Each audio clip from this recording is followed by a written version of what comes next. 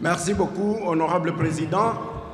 Par rapport à l'état de siège, vous savez vous-même que la situation, moi je suis élu de Goma, la ville que vous tous, vous savez ce qui se passe là-bas, la ville qui a été assiégée et jusqu'aujourd'hui, ça fait maintenant environ une année, la ville est occupée par l'ennemi de la République.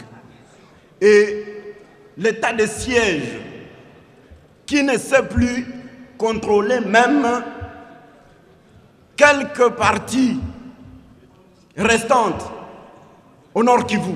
Ça, il faut le dire vrai.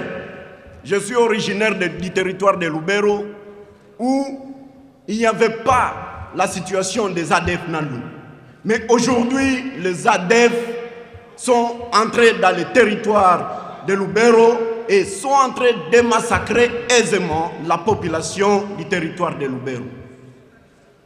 Dans le territoire de Beni, là on n'en parle plus, la situation reste précaire, la population est en train d'être massacrée jour et nuit et personne n'en parle malheureusement.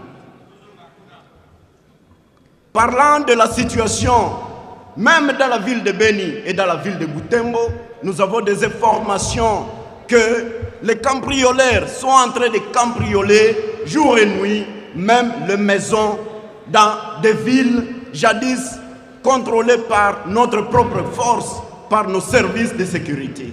Honorable Président, je ne sais pas pourquoi maintenir l'état de siège pendant que cette même n'est en mesure de sécuriser sa propre population. Honorable Président, pour essayer de continuer, je vais vous rassurer que nos populations sont en train d'être massacrées le long de la route vers le territoire ou la province de l'Ituri. Mais pourquoi? Pourtant, l'état de siège est décrété en Ituri et au Nord Kivu. Vous devez savoir sans doute que l'état de siège a été décrété pour la sécurisation de la population, pour la sécurisation de notre territoire national, ainsi que le bien de la République démocratique du Congo. Et donc, honorable président, je souhaiterais que tous les députés ici, nous tous, nous puissions voter contre le maintien de l'état de siège parce que, en réalité, ça n'apporte rien comme résultat.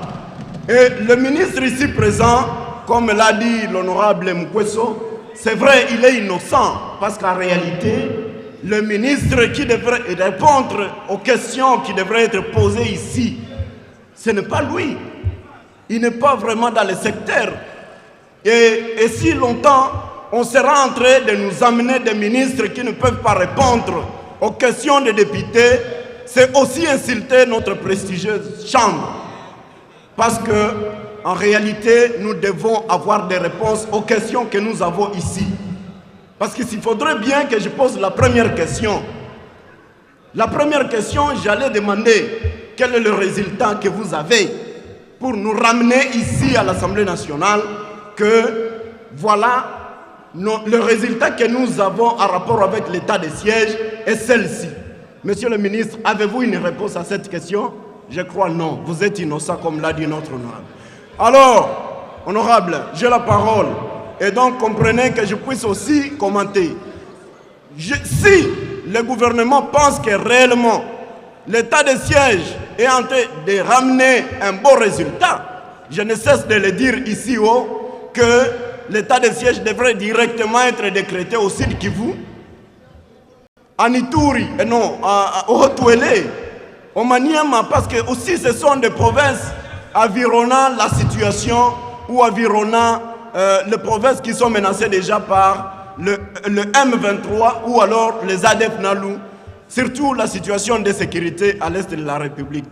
Et donc, honorable président, pour terminer, je souhaiterais que vous puissiez, comme l'a toujours promis le bureau depuis la session passée, qu'il y aura une plénière, il y aura soit des sessions qui seront organisées pour qu'on parle de la situation sécuritaire de l'Est de la République démocratique du Congo, parce que j'ai eu la honte de voir le calendrier aujourd'hui dans lequel on n'a pas inscrit la situation sécuritaire de l'Est de la République démocratique du Congo.